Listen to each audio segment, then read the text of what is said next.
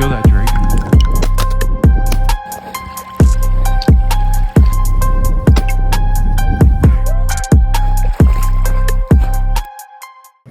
What is up, guys? Welcome to another Wet Birds Birdshot. We got somebody on here that does not need an introduction, but we're going to introduce him anyway. It's Mr. Animal Jukebox himself, Beau Brooks.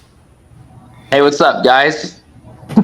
So, just getting into it, what did your journey into the waterfowl industry look like? Like what, just kind of the story. Well, I've been duck hunting. I've been going with my dad, and I've been duck hunting. I'm from the Pacific Northwest, so I'm from Washington State. I grew up hunting. Well, we have a very large variety of waterfowl hunting, but I grew up hunting pretty much everything. Obviously, everything. When I say everything, I mean but outside of ducks. I mean literally anything. I loved hunting. I just wanted to be around it. My dad was a big hunter, big waterfowl hunter too. What really kicked off the calling side for me, I met Phil Robertson when I was 7, and my dad was one of the first people to ever sell Duck Commander on the West Coast, and so I met Phil. Phil was super nice and brought me into his booth, and you hear this story over and over again from him. He gave me my first duck call, signed it. We talked for a while, and I remember he was talking. He said, "You boys out here, you got a lot of ducks." And I was like, I did that. We can talk about that later, but it did not stick with me until I started hunting the South, how many ducks we had, and how good the duck hunting was. It really, everything for me, waterfowl hunting, everyone knows me for, I guess, a little bit of everything. Turkey hunting, I'm pretty well known to turkey calling, turkey hunting, the World Elk Calling champion and stuff like that. But man, I'm the biggest bird nerd on the planet. I love to duck hunt. I used to duck hunt like 70 to 80 days a year because I get done elk guiding and I save up all my money and I would go duck hunting every single day. And I mean, like when I would like not have enough money to go, I'd have to go and like catch pigeons under a bridge and sell them to make money to go. I mean, I'm all over duck hunting. Duck hunting's always been my rock. It's something that I never guided. I wouldn't guide. I loved it so much that I'm like, I don't want to ruin it for me because, elk hunting, I've always guided since I was 18, and it just really has always been just my rock. It's something that I did because I love it. And don't get me wrong, I love the other stuff, but I'm telling you, when it comes to ducks, I'm a freaking nerd. I just love it so much. And so I, like when I just got out of school, where we're from in the Pacific Northwest, you can't use electronic decoys. Right. And so I was building, I was like, just as a summer job when he needed me, I was our family hay farmer. So we're farming, but when I'd have days off, Eric Strand is his name, would build these pull string spinners. So where we're from, the spinners actually work all season because there's not 10,000 mojos going off all the time. If you really want to use it, you got to have it's on a bungee system, and we had to hand build them. He machined them, and then we'd build them, and that was kind of my little bit of an introduction into the waterfowl industry. He had filmed with R&T and all these other people, and it's like very small amount for me, a little bit of an introduction. Obviously, I work for Higdon now. They picked me up, actually to be for only turkey stuff in the beginning. Really? They didn't even know I hunted. Well, they knew I hunted ducks a little bit, but they gave me a goose call right off the bat. I was calling a competition goose calling, and I'm like, well, if you ever want to do a turkey thing, I had my own little call company for turkey and elk on the side. And I'm like, if you ever want to do it, I can help you guys out. And they reached out and they're like, well, we want you to come in and help with the decoy line and the calls, and you'll be done building your own calls. Obviously, you got to build them here. And I had a lot of other opportunities like that in the past, but this one was very real. And I took it, and it's just morphed into what I am today. I work full time for Higdon Outdoors, Mow Marsh, Power Calls, and it's my life. And I'm I'm loving it. Yeah. Oh, Living the dream. I keep up with your posts like every time I see them on my like Instagram feed and stuff. And then I remember whenever you shot that hybrid, I was like, "There's no way." I was like, "That's awesome." But so with the spinners, was it like those big like one bladed Nope. spinners, or it was double wing? They're double wing. So what we can use is we can use the pull string and we can use wind spinners. Right. So the wind spinner has ball bearings in it and it spins like in the wind. And that's one of my favorites because I can run a few of them. But it's very weather dependent. But the birds love them. But our other spinner it's a mechanism. It goes through its chest and it goes in. And so there's a bungee going back. So when you pull it out, the line's pulled out and then it goes back in, and so it's the bungee wraps up and it goes back and forth. So that if you guys seen probably one of my videos, we do have some where they're on tricycles and you sit there and you go, Yeah. and if you're running that, and that's called a Savi Island rig. And there's one group of guys that's out there on the island that, dude, they just crush them over it. I think they run like 8 in this particular island. And this Savi Island is like the size of the size of all of Lafayette, and it's huge. It's a big area. It's a whole island in the middle of the Columbia River, and it's like half of it is just refuge. And that's where a lot of our waterfowl history comes from out west. And they've been doing it for years, and man, it's pretty deadly, when you use it correctly. Right. I mean, I would guess that, the guys that perfect, I guess, how to use those things, I'm sure you see them excel a lot better than somebody, that struggles using them. Well, yeah, there's not a lot of people that do it, even you got to put the time in. And I mean, it's still kind of annoying. Like they go off the rail. It's not a perfected system. It's sometimes it is, sometimes it just works perfectly and you're crushing them. But yeah, it's like, what's so cool is it's not, and I work for a motion decoy company, right? Higdon is huge on motion, but what I like is that you put the work in. It's a little bit harder to set up the spinner. It's a little bit harder to make sure you're running multiple jerk rigs. You can work harder than the next guy and maybe be more successful. It's just as important as scouting and everything like that. Right. No, I mean, we try to use spinners as much as we can, but those birds, they get down here, they know what a spinner is. So as soon as they see one, they're almost flaring on it. You catch them on the right day, they'll work to it, but 9 times out of 10, they're going to bounce back. It makes me, like when I'm hunting down in the South, I just don't know when. Honestly, I think you're better off just water motion is just the way to go. Right. Yeah, I will say pulsators do work really, really good, and swimmers. Yeah. You can't. I think that any water motion is like, the more that you have, the better off you'll be. And you guys don't have to worry about it when you get froze up and kind of stale, because it never really freezes for y'all. Right. And so like that's the only time that like Ira, he'll put his to the side, and like leave the middle of the hole so it's not splashing so aggressively. Down there in Pecan Island, I would want it. Or any of the spots, dude, I'd have it ripping, dude. Oh, yeah. I mean, we try to get as much water motion as we can, but I mean, yeah.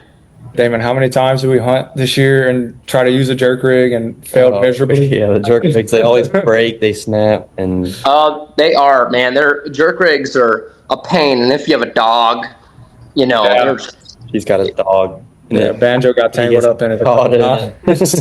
It's definitely, that's not a necessarily perfected system. I do think that you throw the new pulsator, I'd say, the old one, I did that video this year. I could take that thing and tear it in half. I mean, it's always a progression, right? I mean, it's not everything's perfect, but I really think that we're close on this one. I mean, I threw it off the damn roof.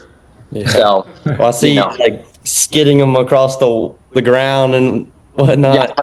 It's definitely the system now is in a really good spot, and and even the stuff that we had come back this year, we fixed again. So like, if we have little things that maybe nuances that are just in isolated conditions, we've been able to fix some of those too. it's just a constant push and pull as far as being a manufacturer. You know, you want to be, and the other thing is you want to be ahead of everyone else, which, I mean, I'm friends with all my competitors, but, you know, we're trying to do our best to stay on the front end of everything, but at the same time, want to be just dialed. Right. So, yeah. Y'all have definitely seen a lot of progress in the pulsators. Yeah, we Just from watching them, I mean, I can't afford it. I'm broke, but you know, Matthew has a I couple. bet you we can get you one. That'd be no problem. He's Yeah, He's- I have a buddy that has whenever we take people duck hunting and, you know, they're just as addicted as us and, you know, but they're not going to buy a boat. We kind of get them to buy the Mojos and stuff. So Yeah. we got our hands on 2 of them and we used them a lot. And we had one day of the year that froze over and we had to break ice in Louisiana. And Yeah. we use them to kind of keep the hole open and whatnot. Yeah, it works. and how many ducks you'd kill? We killed 0 ducks. If you don't mind me asking, how late did you stay? Oh, we stayed till like 11, 12. Yeah. It was- I usually, when I get it froze over like that, I'll show up about 2:00. Yeah. Only bad thing is down here, our WMAs close at 2:00. So Yeah. I mean, you got to Oh, they be. do, don't they? Oh You yeah. have to be off You at. have to pick up your decoys at like 12 and then get out of there for 2. Yeah. Well, yeah, because you're so deep, you got to be off it by that time, dude. That's really, really tough. Man. Now there are like I think there's 1 or 2 places that you can go, and then that's just WMAs and reserves. Like there is some like state land that you can, Yeah. you know, it's legal to hunt that doesn't really have any regulations on it as far as how late you can stay. But then you start getting there, and I mean every high schooler in the state sitting on it. So Yeah. That's tough, but if it is a gnarly day, sometimes it makes it worth it. That's what I found is it's so funny because I go all over the country and there are I was just talking about that Savi Island thing. It's like that's the same thing. Every person in the state hunts that particular area. yeah, But if I wait for like the certain weather days, then I'm just as crazy as any high schooler. I'll sleep in the boat. I'll sleep in the boat. I will do anything to get the spot. As far as like what we're legally allowed to do, and I like that a lot. I actually like doing that a lot. Oh, I like yeah. being. That's part of the fun for me. Is like, oh yeah, no one's gonna beat me. I'm gonna get in there. Yeah, that's part of it. Yeah, and so I do enjoy that. Not to the point what I dealt with in Arkansas this year. That is ridiculous. I saw But- the video. Yeah, that place is, it's dangerous and it's not my cup of tea. But I mean, like if we're having fun, you know, maybe you sleep in the boat, maybe you go and you sleep in the truck and you're just waiting your turn, doing the best you can, did the scouting. You know, a lot of those areas that may get a lot of pressure, if you know the weather and you know the right time to hit it, you can definitely be successful. And I found that pretty much all over the country. Yeah. And so, and that's what I like too, is a lot of these guys will, and including my dad and my friends, they all will write off some of these spots. You know, it's like, oh dude, no, everyone's hunting that every day, but then, you know, I'm like, well, this is a big weather front coming in. There's a reason why it gets hunted pretty hard. There are birds. It's not like people aren't killing ducks in some of those spots. And so, yeah. Yeah. Whenever you are hunting, like we have a problem, like, so whenever we go to these different lakes, they have Yep. people, and I like some of them, they'll see groups, they'll start blowing the calls. But then other ones, they just like, no matter if there's nothing flying or not, they're gonna blow the reeds out of them calls. So I was just wondering like how you do it whenever you are in the blind and you wait. Like, do you blow from the time from shooting light till in, or just like patch it? It really depends on where I'm at. I try to read the birds. I remember one day this year in Kentucky, it was one of those weather days. We had a snowy day coming in. I slept in the truck to make sure to get the spot. It's a really good spot. But what was kind of interesting about that deal is right off the bat, I'm seeing piles of birds, and I'm like, okay, you know, thinking it's a weather day. I'm thinking this new ducks, you know, they're all stirred up. I'm gonna call at them, and what I found is that when I called at them, they bump, You know what I mean? And so the biggest thing for me is I'm trying to, in my mind, figure out what these birds are wanting. I shut up and we started killing ducks. Like, no, there's a group across from me that are just hammering on them the whole time. You know what I mean? Yeah. And so it's and as a caller, it kills me to do that. Yeah. I like to call it ducks. You know what I mean? I like to call it everything I hunt. You wouldn't like fucking with Cade. What was that? Bro. I know. Yeah. I have to tell Cade to shut No, up you sometimes. No, we got to tell other people to shut up. Yeah.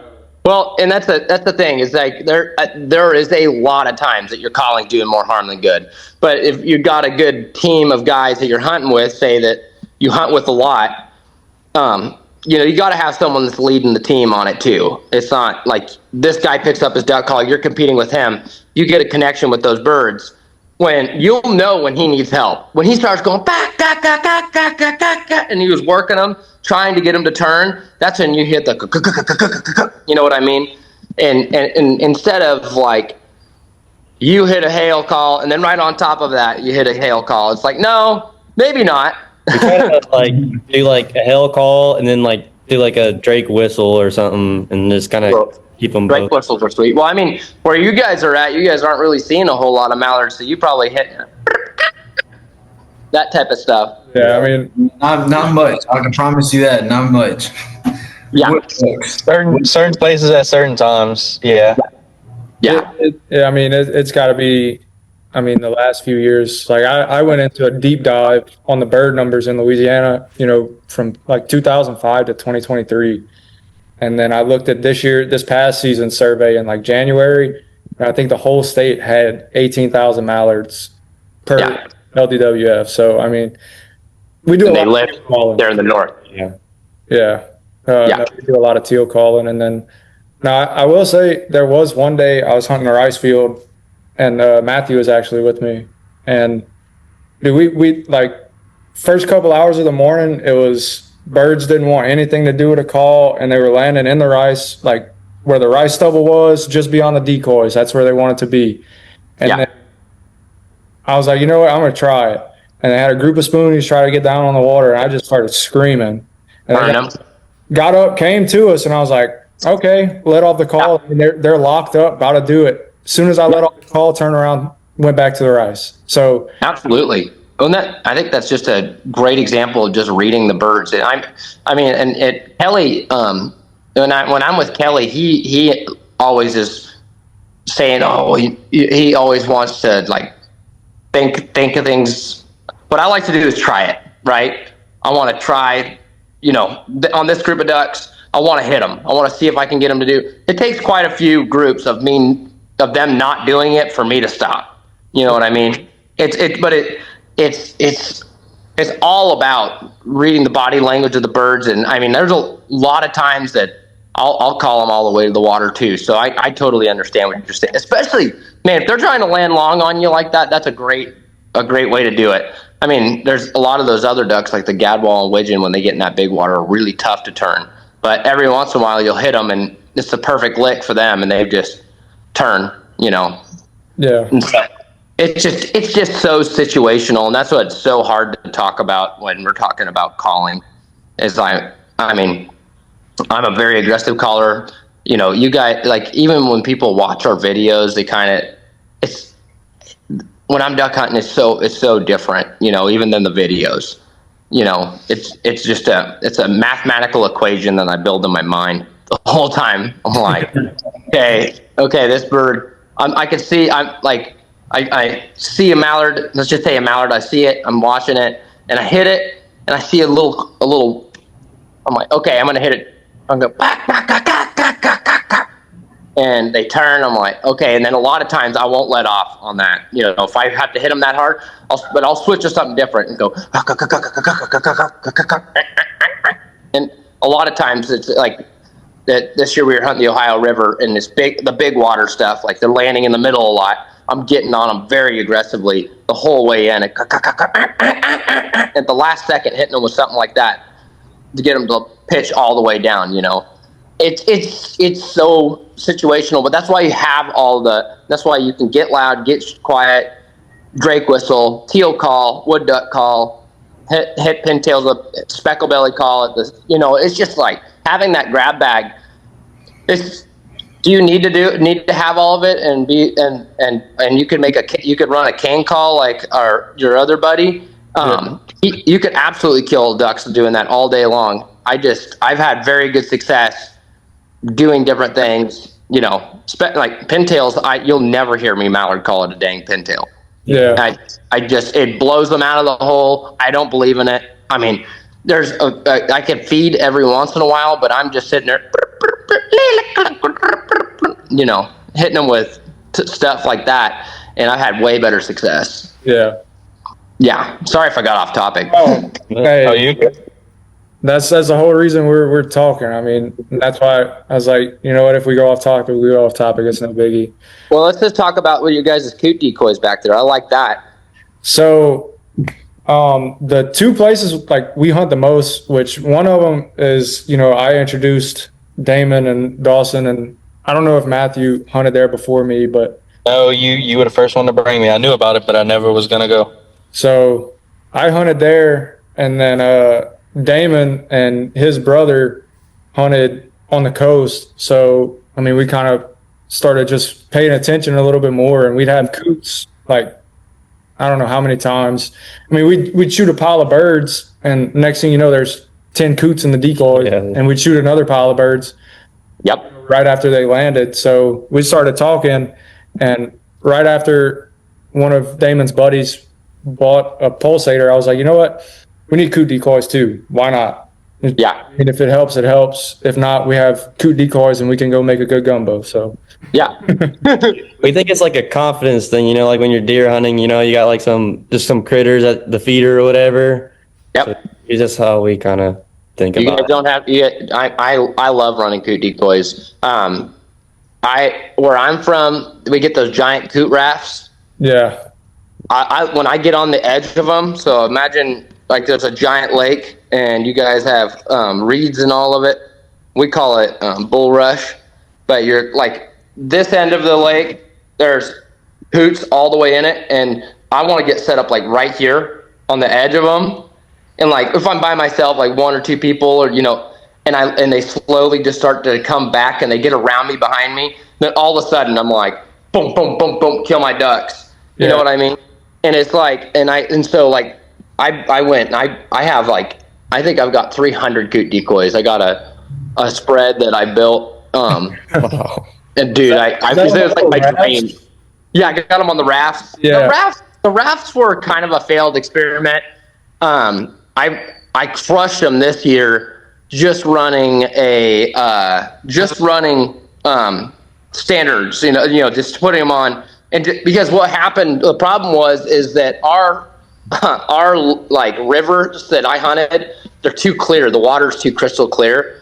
And so they could see down and see that black mat down in there. And what had happened is these big wads of widgeon would come, they'd pitch, and they'd come from the heavens, just. And I'm like, oh yeah, here we go. And they'd hit and bump. And so if I was hunting anywhere else in the country, it wouldn't be a problem. But this particular area, and they were very educated birds too. They'd been hunted really hard. And so I'm back to the drawing board with that. But this year I went out and I actually I was shooting, on this one particular WMA, there was 10,000 canvasbacks on it. And it just was a giant wad in this one pond. I don't know why they're in this pond, but they're all in it, and they were just crushing it. And we ended up shooting every day. I put out just my coot decoys out front and a few, and they just were just that whole pond. That's all it is just coots, and I'm very fond of them.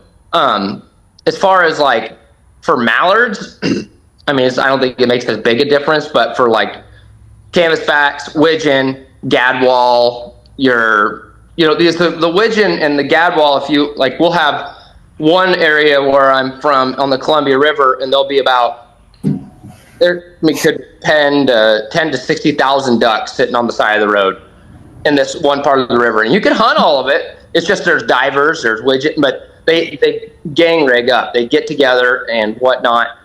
If you look at the widgeon, they just suck to them because they're getting in. they sit there and they just steal all the stuff that the coots are getting from the bottom.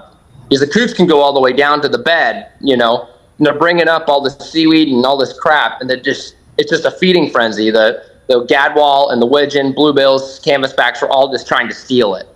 And so it's just like ringing a dinner bell when you got those canvasbacks out there. I mean, not canvasbacks, but those coot decoys out there. Yeah. And so the hardest part is just keeping motion in all of it. Right. Yeah. Let's see. What's one of your like, say somebody's in their second, third year, or maybe even their first year duck hunting, really getting into it, public land, got all the gear. They want to know what can increase their success percentage. What's your biggest thing? Man,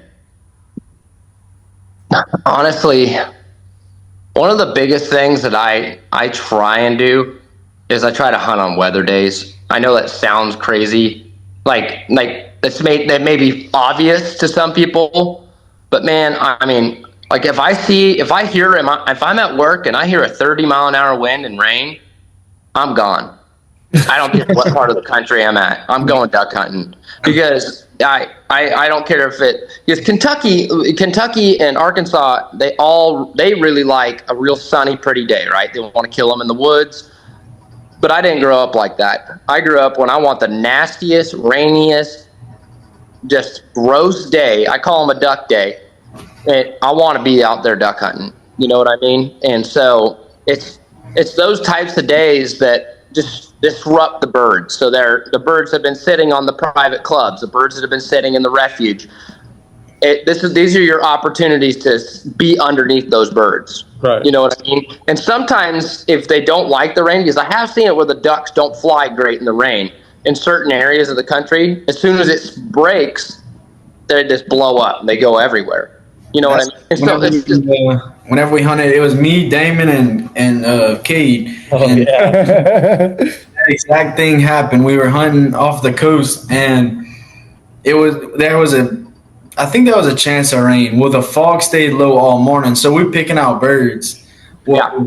It starts coming in, the weather starts getting bad. Well, we far along. Well, we just gotta wait it through. It starts raining stupidly hard. Well, yeah. We're thinking about going back because the weather's so bad that it starts like white capping. All the decoys are everywhere. We're just gonna wait it out because we can't drive back in this anyways. We moved spots out there. We moved back. The fog picked up and the weather cleared, and there's freaking canvasbacks, and they're everywhere. Because they've just gotten blown off of whatever body they're on, right?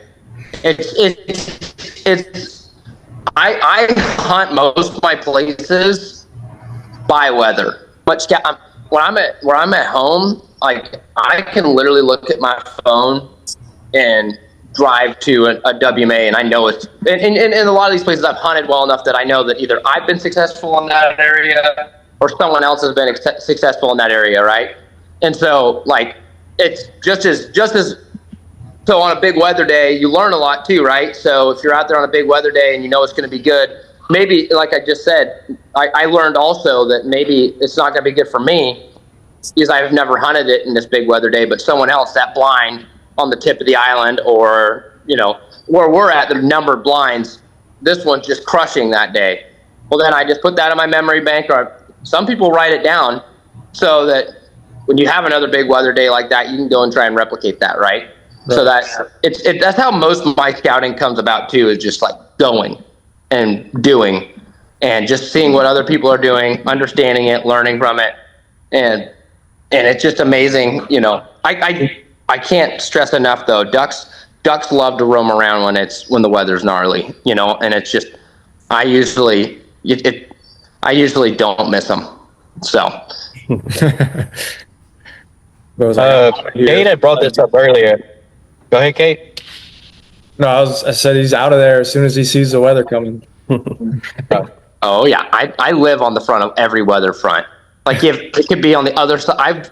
One time I saw the weather was so I was in Kentucky at work, and I saw the weather was just going to be killer at my house the last day of the season, and I literally flew home that night and went into my backyard, and we shot a 6-man that next morning. And I'm like, dude, I have to be there. There's no way.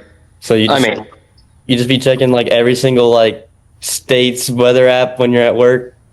Oh, dude, I literally live for it. And I will say, this year in particular, the weather let me down in a good way. It was at the end of the season, we had a big freeze in Kentucky, so that we had a big freeze and then a big warm up at the same time. So above us was frozen, and below us in Louisiana and Arkansas, all of it thawed out and got to like 60 degrees. So everything met in Kentucky the last week. And I'm like, we had Ira up, and I looked at Ira, and we're at the office because we're going hunting. And I said, there ain't no way we're killing 2 ducks today. And he's like, yeah, I know. I don't know, man. And we went out there, and we ended up shooting all of our ducks, and it was great. And I'm like, where did all these ducks come from? You know, if I would have paid attention to my weather app north of me and south of me, I probably could have figured it out. But it was so warm that I didn't care. I was like, no, this is stupid. But yeah. So Kate had brought this up earlier. Tell us about how the mallard pintail hybrid went down.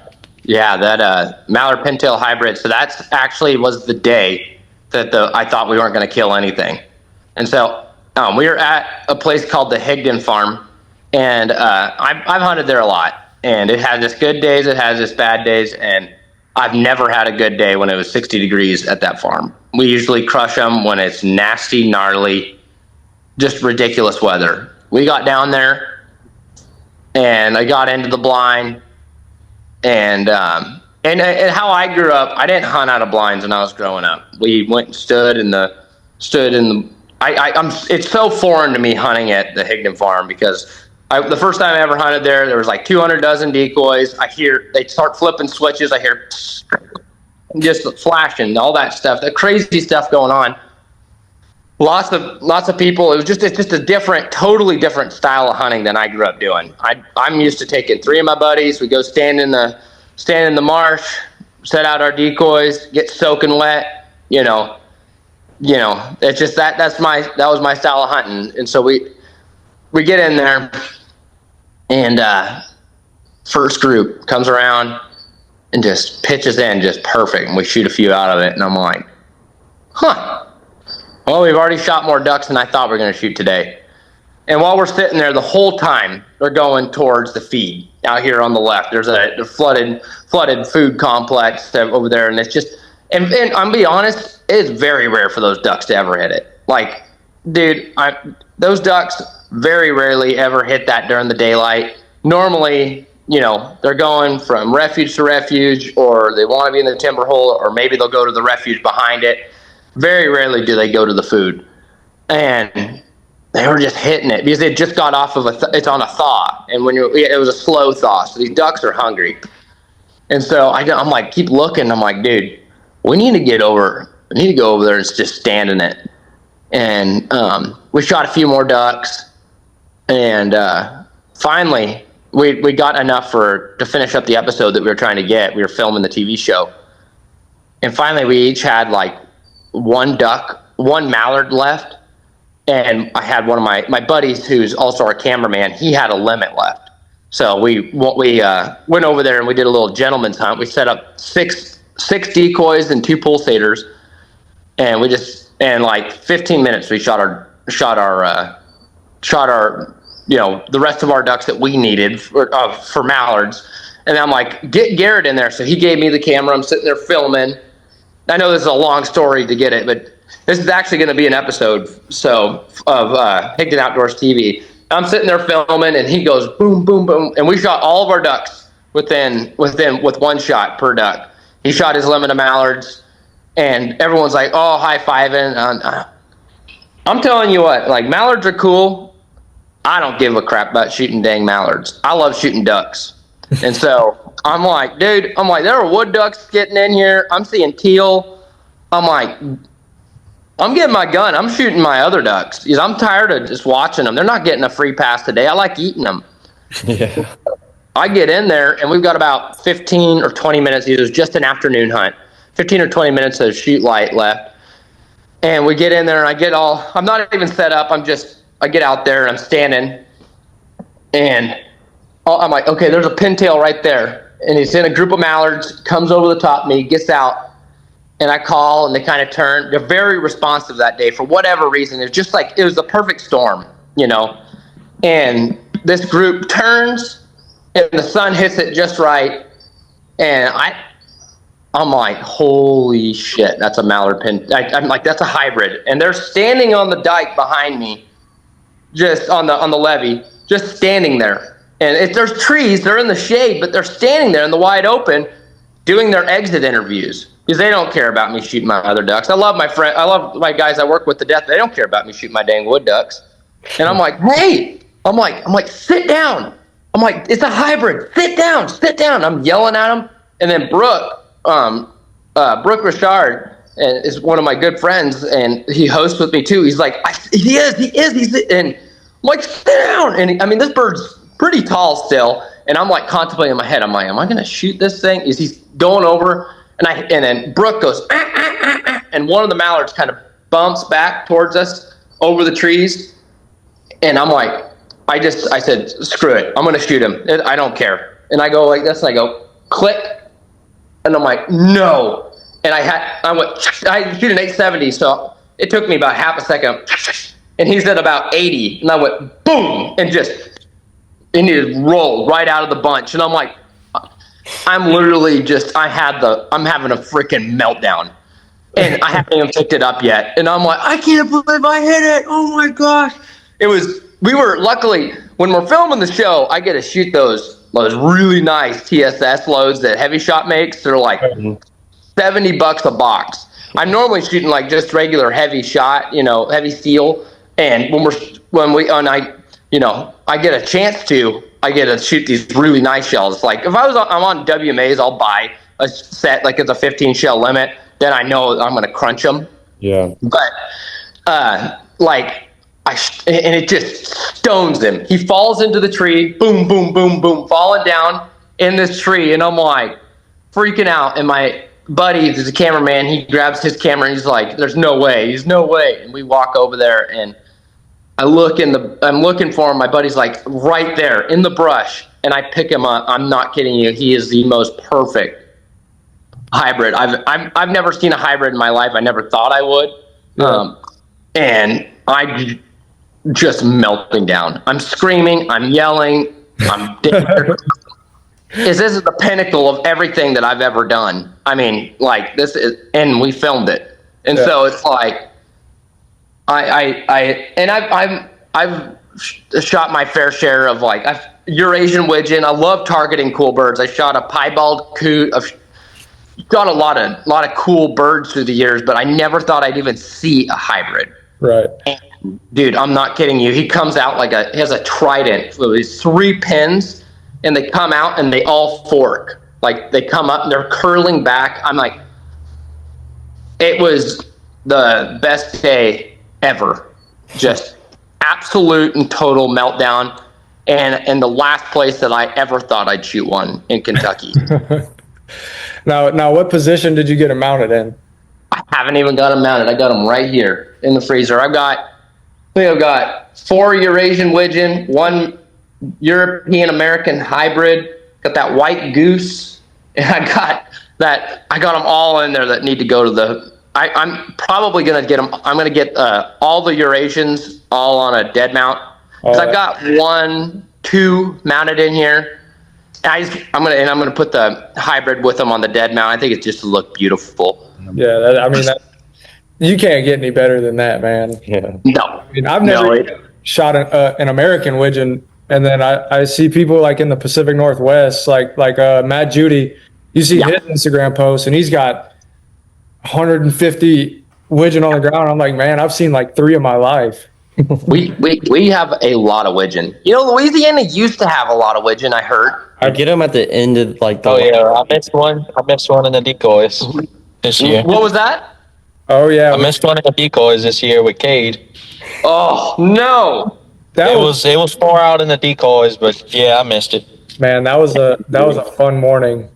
I say fun. It was awful. it was Those are the terrible. best. Those are the best mornings, though, man. I've had plenty of awful fun mornings. If you ask Matthew, he'll tell you it was his worst duck hunting experience ever. But if you ask him how many times we laughed that morning, we came back with one hen redhead, and that was it. Yeah. And My first ever redhead, and I was happy with it. this Dude, guy- that's what it's about, though. oh yeah, you were with your brother that morning, huh? When- No, you skipped out to go deer hunting, didn't you? Probably. Yeah, So Brent had to brother- pull us out. Where was mine? What, did I get an invite that day? Oh, Or- you're sleeping. You were sleeping because it was No. opening day of the split. No. Yeah, Dawson, you were supposed to come. We You made were a video and supposed to everything. Maybe I was supposed to come, but like 2 or 3 years ago, I forgot where I was hunting, and we had like 7, 8 birds, and then I just see one coming on top, and I just pick up and I shoot and I go pick it up. It was a beautiful widgeon. I still have it in my freezer. I still haven't got them out because I haven't had the money to do it yet. But y'all say that I missed out on a lot of hunts, but I never really got the invite. But Ooh, man. Don't paint us like that, Dawson. So Beau, let me explain this to you. Opening morning of West Zone, which is like our coastal zone. Yeah. It's me, Damon, and then I had my cousin with me because he had helped us scout for East Zone. So I was like, well, come hunting. Damon's got room, come hunting. And then Dawson was supposed to come. So we went to sleep at Damon's house, and Dawson was like, well, we got something to do tonight, so I'll just meet y'all in the morning. Cool deal. We're rolling out. They never show up when they say that. No, Yeah. No. he doesn't show up. That's why I told them all to be at my house to sleep there. 'Cause- no, so you see, this is how I do it. So let me give y'all the rundown. So like the night before we go, because like whenever, I mean y'all know, but I always deer hunted. I've always deer hunted. Well, then a few years ago, I got into duck hunting. I completely stopped deer hunting and I just focused straight on duck hunting. Yeah. So the night before, like I can't hardly sleep. Like I can't go to sleep because I'm so like nervine to get up the next morning. And so like I won't even go to sleep. Like I'll stay up the whole night and then go through the next day. And I'll just like, I mean, Biscuit knows I've did that a few times with him. And it's not like I can wake up to alarms. I can, but like I just choose to stay up through the night. And so sometimes and very like, okay, usually opening splits is, I don't know what it is against me, but I don't wake up most of the time. Usually I always wake up, but they come around and I can't. And of course it's the worst days. Like best days hunting, but worst day for me to sleep in. But it'll be better next season though. Y'all don't gotta worry about that. Oh, But okay. you didn't miss much when me and Cade went. We got the boat stuck. Waiters, Busted a hole in my waders. Missed 2 pintails. Oh, Flew right over the. back to back 30 yards straight over us. dang. They flew over the decoys at us, and I mean they weren't high at all. I mean we probably could have caught the first one we missed with our hands and straight just. whipped That's them. probably the problem. They're too tight. Oh yeah, I mean Oh yeah, I look up and he's just on top of us. And then what else was it? The brake calipers on our gator tail, like the bolts unscrewed themselves and snapped the transmission bolt.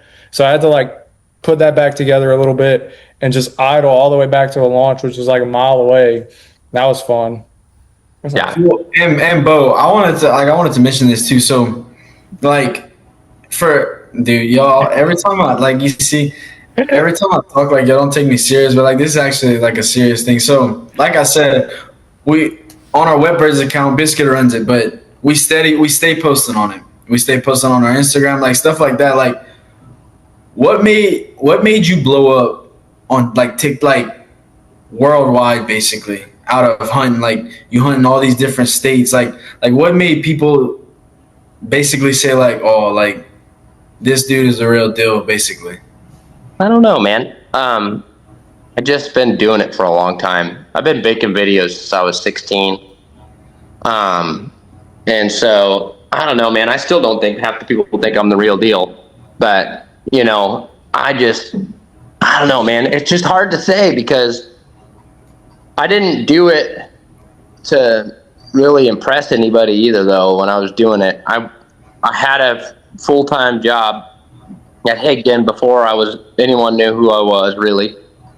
And I was trying to make a name for myself, don't get me wrong, but I wasn't like, I'll be honest, as soon as TikTok came out, I was the same videos that I've been posting on Instagram for years. I had some killer stuff of calling in giant bulls to, just epic stuff that had happened through the years, like catching that shoveler.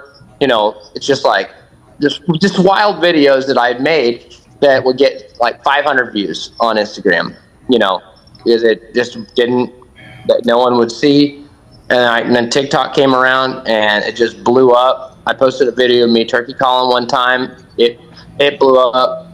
And since then, people just started realizing all the stuff that I was doing, and still doing. And it does. It was just consistency and doing the thing, right? I don't care if there's a camera on or not. I'm gonna go hunting. Nowadays it's a lot harder for me to do that just because of work and everything like that, right? Because my job is my hobby. So like, I think I hunted without a camera a very, very, very small handful of times, right? And that takes discipline in its own, right? To go hunting with a camera and put that first, it's annoying, but it's what I had to do for a long time, and I still have to do. Right. And so, I don't, that's our, I talk to my dad sometimes. He was talking about, I'm with the camera. And I'm like, Dad, I said, honestly, I envy you for not having to hunt with a camera sometimes, or a lot of times. Just go hunting for fun, right? Because I got plenty of places to go duck hunt for fun. I'm going to kill my ducks, But there are a lot of times that I save them so they're really good when I get in there and I film. Right. Like maybe in my backyard, I hunt it once a year instead of 7 times a year, so that it's great. I know it's going to be great. And so then I don't have to worry about the weather or anything. I know I can go in there and I'm going to beat them up. No, that's one thing we struggle with is keeping a camera rolling. I think we had, 2 or 3 hunts as a full group. And then, if I was with Damon or Dawson or Matthew, we'd try to film, but it was like caught up in the moment. It just never works out. It was like almost like something always like happened. Like the morning with Matthew, we would have, had we not had one of those mornings that everything went wrong, we probably would have had a decent video. And, even if it had been 4 or 5 birds that we scratched off. Well, this is how I explain it to people too, though.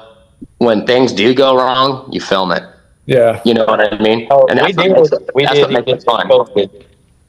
And I think that's one thing for me is, dude, I don't care what people think about me, really. At the end of the day, right. I'll put up. I just love it.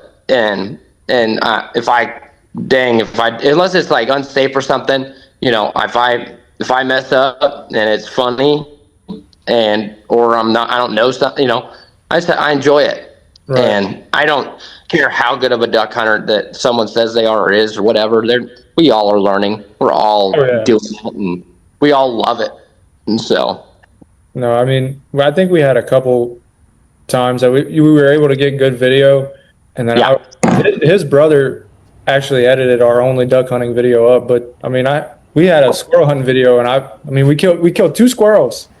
Yeah, it was not whack, but going back through it and like editing it a little bit and just being able to relive that moment, it made me like fall in love with the filming side of it too. Yeah. But then also like putting ducks on the ground. So it's a hard balance for me by myself to do so. It's a very, very hard balance. And the thing is too, it's when it gets tough is when it's really hard. It's like, and that's what sucks for me though, is it was a really hard hump for me to get over, because as soon as like something would happen, I'd drop the camera immediately and go to hunting again. And now, like if I've got to drive to where I'm like, if I'm not capturing it, I've seen some really intense stuff happen that is like the coolest thing ever, and then I'm like, well, I really wish I could have got that on film. Yeah. You know, and so that's what's so cool is like, and I love running a camera too. So like if it wouldn't be anything for me to just go to a refuge and just spend the whole day taking video of ducks. Like I just love it. I love running the camera. So, you know, it's just a discipline thing. It's a hard discipline thing, and it also doesn't help that your guys' duck hunting is really tough. Yeah, so you don't know. You don't ever know when you're gonna get another limit. Yeah, no, I'm very aware of how the state of Louisiana duck hunting. That's probably why I haven't been down there. He's always worried about limits. I mean, we all are. I love killing a limit, but they were starting to get tired of shooting canvasbacks. I was like, how are y'all getting tired of this, man? You see those birds get down and decoy. You know good and well I was not getting tired of shooting canvasbacks. You barely came. I shot every shell. I shot every shell in the boat. I love canvasbacks, and I'll tell you, how do your guys' taste down there? Amazing. I mean, we soak them in like milk and stuff to make sure. Like usually, He is. well, I do. But You guys pluck them? No. no, Pluck I've done it like twice, fully plucked them, and I said never again. It tastes so. Dude, I went through. I have a plucker now. A guy gave it to me this year, but I was plucking like 40.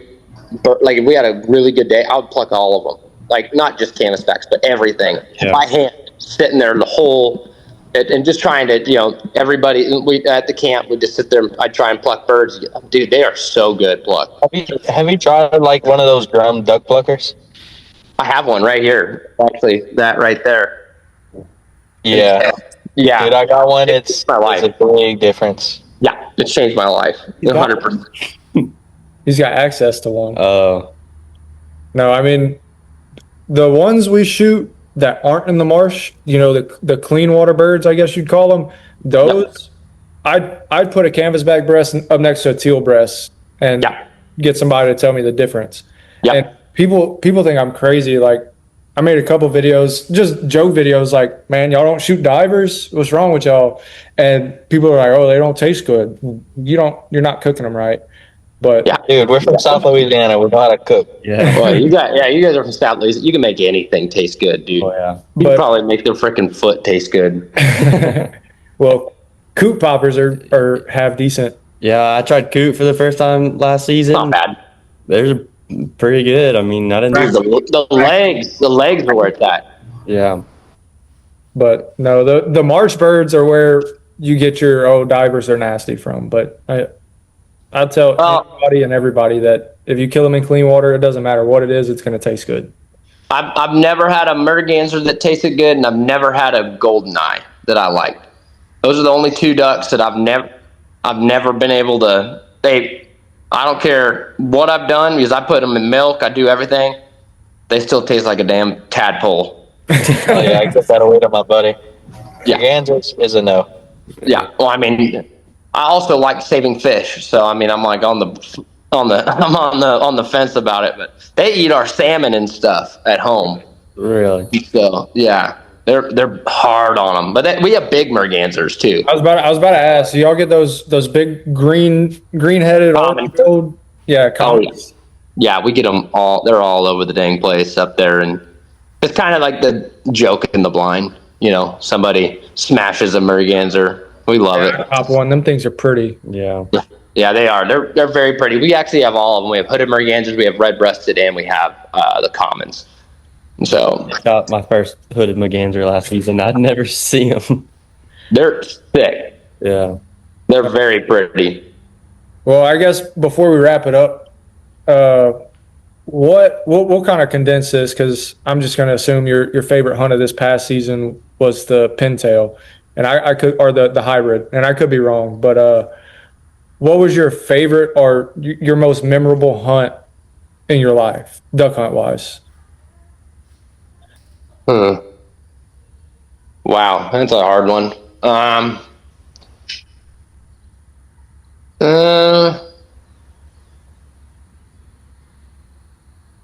just thinking, like, I have a few on the tip of my tongue that, I mean, I had, golly, man. I had a lot of really fun duck hunts. They're always at home, though. Like the pintail mallard was super memorable, but it's not the most for me. Even this season, my most memorable duck hunt was with my wife and my buddies, and we went to one of our public land spots, and I watched the weather. I saw it was going to be blowing 30, slept in the truck. We got the good blind, and I said, it's just one of those spots when the wind blows in there, it's going to be good. And I hadn't hunted it in probably 3 years because I'm back and forth in there so much. I don't get a hunt there very often. I used to hunt there all the time. We got the spot, and I'm like, dude, we're about to rake them. And we ended up killing out, just sun at your back, big wind, pintails, widgeon, and mallards. And it's just beautiful day. My wife shot her first band. It was it was the best day ever. And so, man, to me, I mean, I remember one of my favorite hunts was a day that I went down and it was snowing, and I had one of my layout boats, and I threw out a few decoys, and I was by myself. I was about 16 years old, and I threw out my decoys, and I ended up shooting like 5 teal by myself. And I'll never forget that day. Yeah. Duck hunting to me is just everything. It's like the weather, I can hear it in my ears. I can hear just the blowing, the whistles and the pintails and the teal, and I could hear everything happening. To me, it's just all about. That's what it's all about to me. Yeah. So. Well, we appreciate you spending your time with us. I'd probably. I was fangirling so hard when you texted me back, because I was like, "There's no way he's going to text back." I know you're busy with Higdon, and I always text back, man. That's just that. When I was 18 and just getting into this thing, I remember the people that treated me poorly, and people treat me a lot different than they used to. Right. And but I don't forget. You know what I mean? It's right. We got to take time, and no matter what has happened, I try my best to answer. If I don't see it, we're only human, right? Or if I put my phone down for 2 weeks because the haters are just too thick, and then I might do that. But man, it's a Christian thing to do, man. It's just we're all duck hunters. We all love it. And I'm very blessed that I get to be on your guys' podcast today. Thank you. Well, we're blessed to have you.